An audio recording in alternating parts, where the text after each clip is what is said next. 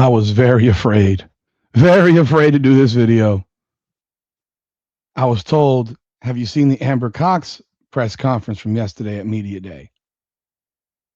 I had not. I still have not. And I'm going to do that with y'all right now live. I'm very afraid, man. Amber Cox, let's see what she had to say. Hit the intro.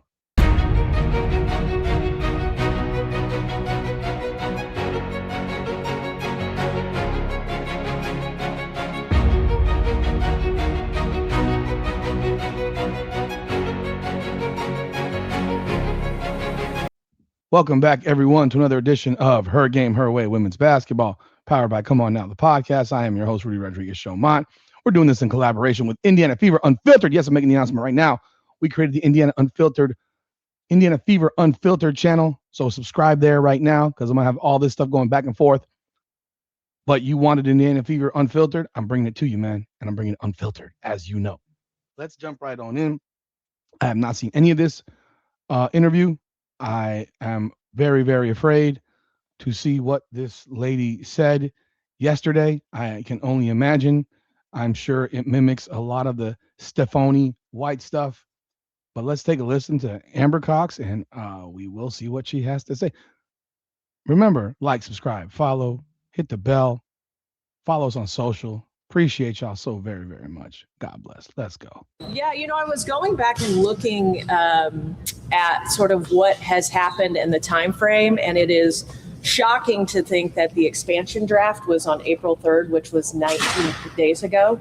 And you think about what's happened between now and then. So it has been a really wild stretch. I give the players a ton of credit as well. This has been an interesting time frame for them, some of them making decisions to, move to different markets. At the end of the day, it is what it is. Every team was going through it. Every general manager and coach was going through it. And we're just glad to be here in training camp. Amber, in regards to Kelsey, obviously she's been here for a long time and stayed when it wasn't perhaps as what it looks like now. What does that say about her loyalty to this team, this city, and what would it mean to have her be a winner, a champion here? Yeah. I mean, I can't say enough great things about Kelsey. I think she said it the other day. She's a Fever girl.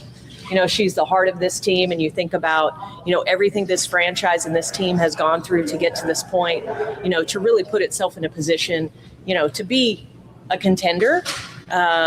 Just so happy for Kelsey. Again, she deserves it. She had an unbelievable year last year, and I just expect her to continue to ascend. We're excited to get Caitlin back on the floor and have that, backcourt consistently intact to see what the two of them can do together. But obviously, we've said since the beginning that Kelsey was our priority. She's such a key piece to this this culture and everything that we do here at the Indiana Fever, and represents so much of what this franchise is about. So just so thrilled to have her back. Not just a one-year deal, but do you view her as a long-term piece here as well, or have you thought about that beyond this season? Yeah, absolutely. I mean, we've made no qualms about it. We'd love for Kelsey to play her entire career in a Fever uniform.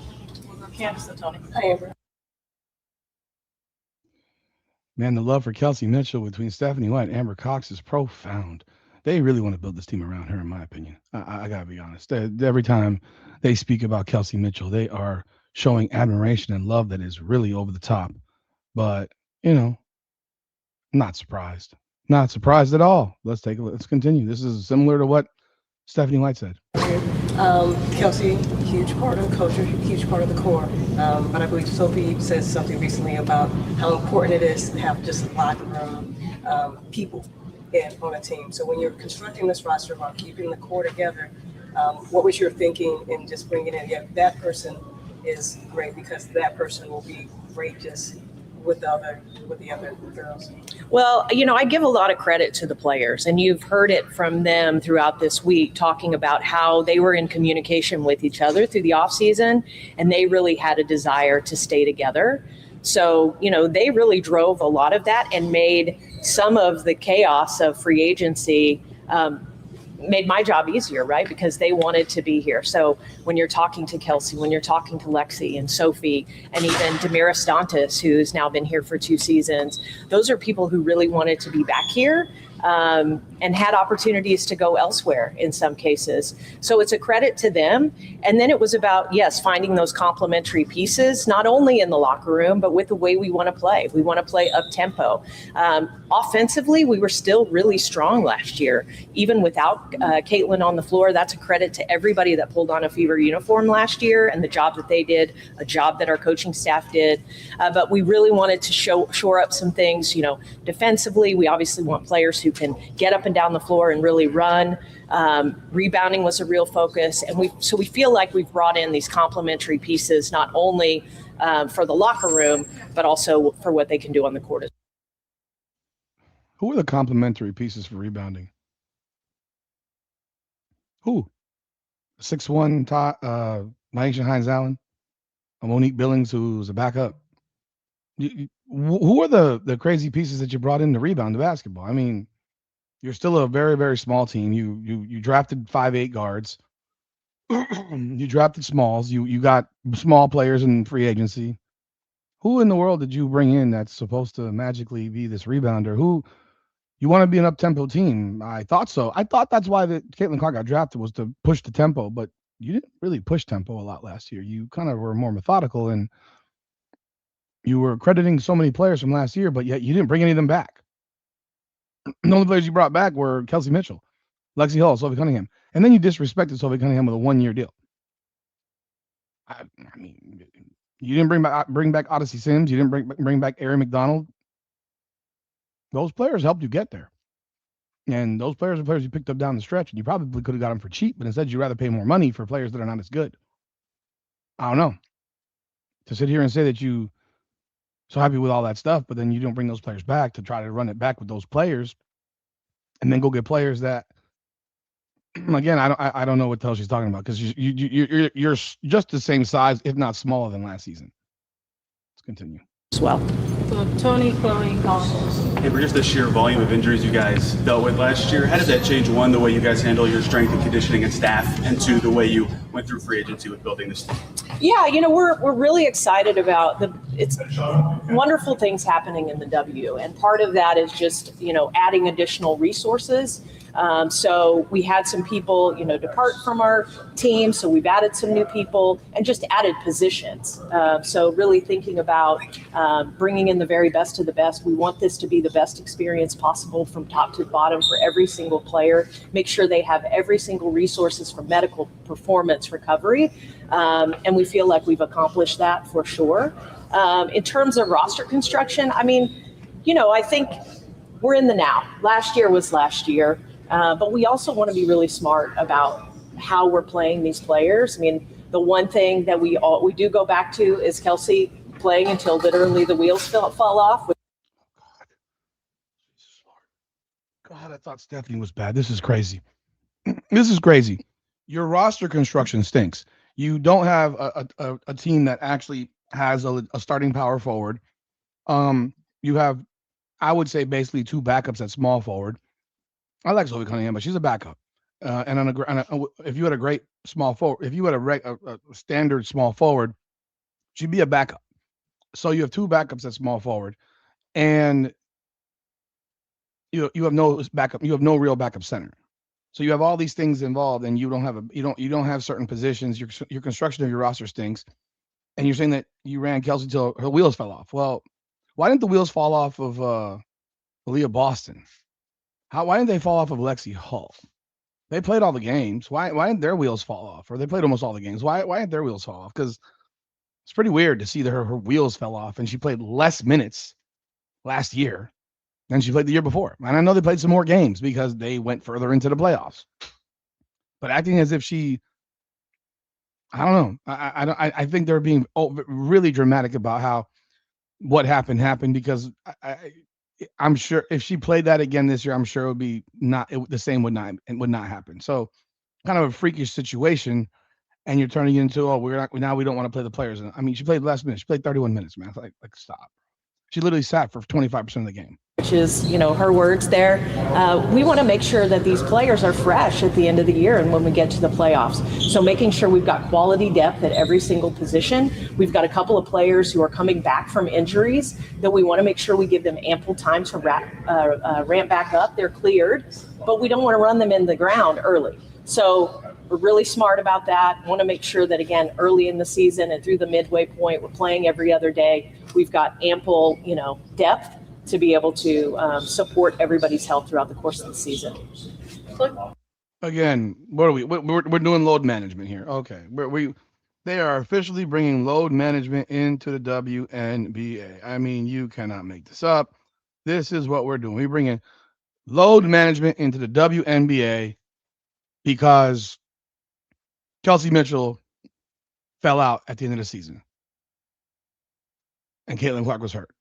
Caitlin Clark was hurt because of your sheer incompetence as a franchise. That's why Caitlin Clark got hurt. Caitlin Clark got hurt because of your incompetence, your inability to do your job. I mean, because I don't know another word to use, because you knew Caitlin Clark was hurt when the preseason began. You knew it. You already knew it. You don't want to know why we knew you knew it? Because you sat the first preseason game. And then you brought her back to play the next preseason game. And then if my memory serves me correct, she sat the next preseason game. Why? You brought her back to play at Iowa. So your incompetence, your inability to do your job properly is why Caitlin Clark was injured last year. You guys rushed her back over and over again, and you're sitting here talking about give me a break. We're going to load management, folks. I'm telling you right now, they're going to play sub 30 minutes per game. Sophie talked about wanting a multi-year deal from the Fever, but she also chose you guys over multi-year or other multi-year offers. Just what went into giving her a one-year deal and just negotiations with her? Yeah, I'm not going to really get into anybody's individual negotiations, but what I'll say is, I think, again, it's a credit to this group wanting to be together. That really helped us bring the core back quickly and then add those complementary pieces. From a front office standpoint, we're obviously planning for this season, but we have to look long term too. And there are some things, decisions that we have to make right now because they're impacting what we need to do against a hard cap in the future. We've got some new wrinkles in the CBA that we have to account for. Obviously, Aaliyah moving into her Epic deal. So we would just want to be really smart in how we're thinking about the future and also, obviously, making us the best that we can be this season. She just told Sophie Cunningham that she's expendable. She just told Sophie Cunningham that she's not in the plans in the future. Sophie Cunningham will not be here next year. She just told everybody that. So I love the question. That's the best question I've heard, putting one of these fools on the spot. She just said, we're not going to talk about the individual situation, but we had other things we had to do that were more important. Oh, you mean like pay Lexi Hull $100K more and add a second year? Bring in Monique Billings for $800K a year for 2 years? Unnecessarily pay Aaliyah Boston this year when you could have held off till next year and done the same damn thing for 4 years? Like, this is what so Sophie Cunningham, you ain't here next year. Unless some miracle happens and you want to take a pay cut, you will not be in an Indiana Fever uniform next year. That is what Amber Cox just said.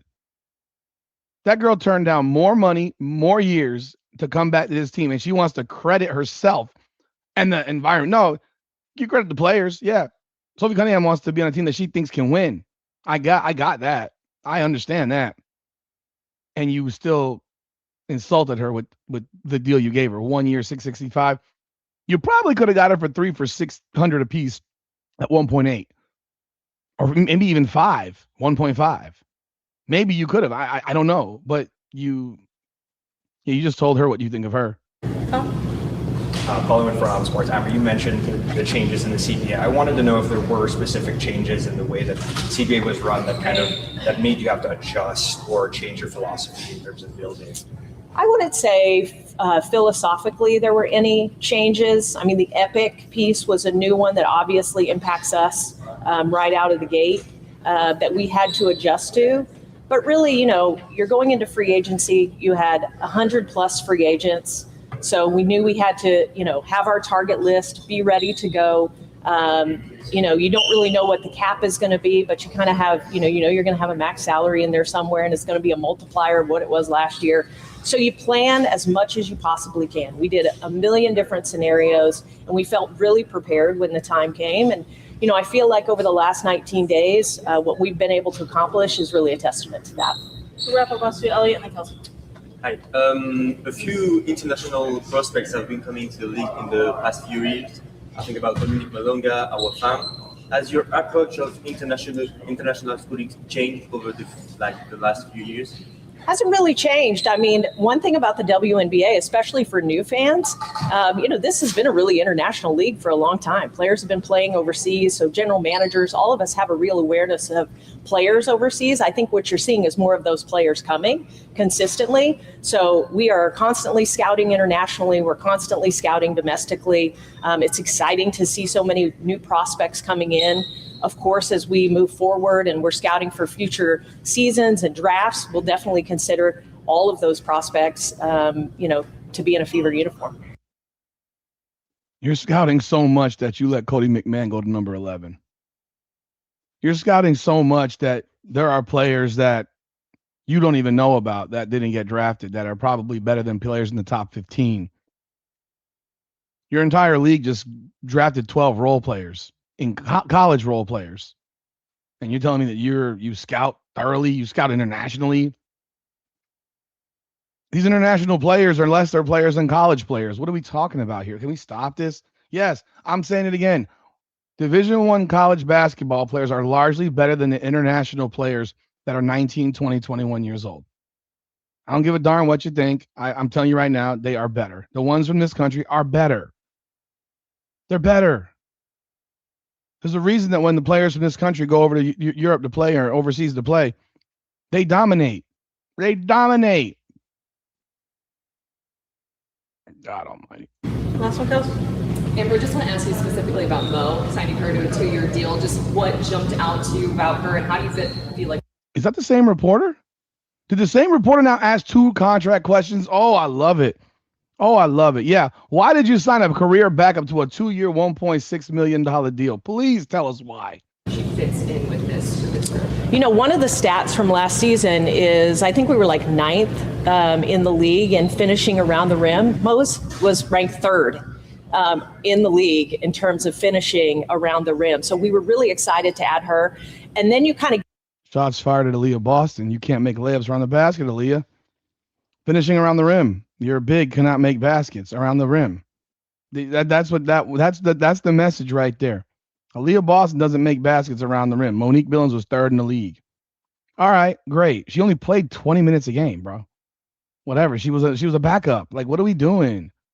That's what you're coming with. I mean, hey, I hope it pays off. She better average 13, 14 points per game. Get this glimpse of her playing with Kelsey at Unrivaled, playing with Caitlin at the qualifiers, and just how dynamic she is. We knew that. She's great in the pick and roll. She's such a great rebounder. She's so athletic. And of course, she can rim run. She can play at our pace. And again, with Caitlin back on the floor, with Kelsey, we want to run. We're going to get up and down the floor, and we need players that can do that. And Mo just fit that perfectly. So we're so excited to have her. All right, that's the end of Amber Cox. Let me tell you something right here. That was ridiculous. Realistically, that got more and more ridiculous as it went on. So you overpaid a player who was a career backup, 6-6 player. Say she's an outstanding rebounder. She's a career backup. Keep repeating it. Like, we got to be honest with ourselves on certain things, and that's my problem. Is there's a lack of transparency and honesty about something. You overpaid. Just say you overpaid. Just say you overpaid. I can actually live with it if you tell me the truth. Because you didn't pay market value for her. You paid more money for her than you would have had to pay for Natasha Howard, who's a better player. I know some Fever fans don't like Natasha Howard, but Natasha Howard's a better player than Monique Billings. Natasha Howard shot 55% from the floor last year. 55% from the floor. She shot from the floor better than Aaliyah Boston did. And people don't like her. I got it. I don't care. 55.2% from the floor. And you're sitting here telling me Monique Billings, who shot 47.7% as a career 44.5% shooter from the floor, And you're running with me with she's number 3 in finishing around the rim. Well, then she takes most of her shots from away from the rim. If she's shooting 44.5% from the floor for her career.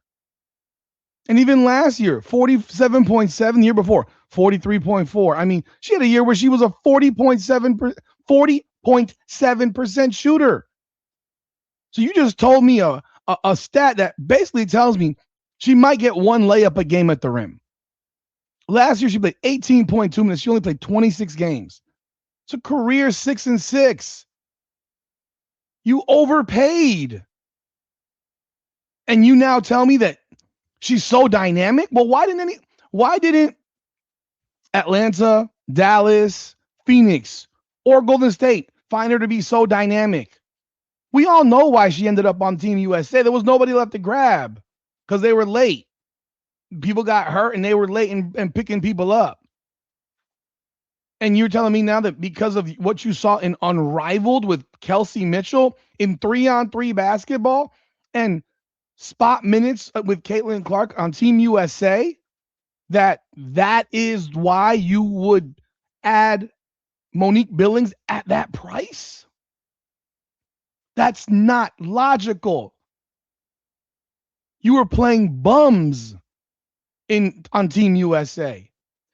And a lot of stuff she said right there is completely contradictory to what Stephanie White said. Let's keep it real. She says they want to run. But then at the same time, she says that you don't want the starters to play. So you want to limit minutes. So are you going to run with the backups? Stephanie White wants to have a top 3 defense. Again, that's contradictory. And Stephanie White never said she wants to run. You did, Amber Cox. You're her boss. So you need to let her remind her of what you want to do as a GM. You want to push tempo. I don't know why this is complicated, but they seem to be all over the place when it comes to this thing. Seriously now. Seriously, I appreciate that one reporter. I don't know who it was. Probably someone who won't be invited back. She will not get another invitation to the barbecue because she asked a tough question on two circumstances involving contract negotiations. And Amber Cox really doesn't have a real answer. And she won't tell you the truth. But she put her on the spot to answer the question, and I greatly appreciate that. What do y'all think in the comments? Let me know what's going through y'all minds. Yeah, this one was pretty rough. But anyway, hit the like button, subscribe to the channel, ring the bell, hype the video. I appreciate y'all. Again, subscribe to this one. Subscribe to Indiana Fever Unfiltered. Let's get this thing popping, man. Appreciate y'all. This is Her Game, Her Way Women's Basketball, powered by Come On Now, the podcast. Come on now.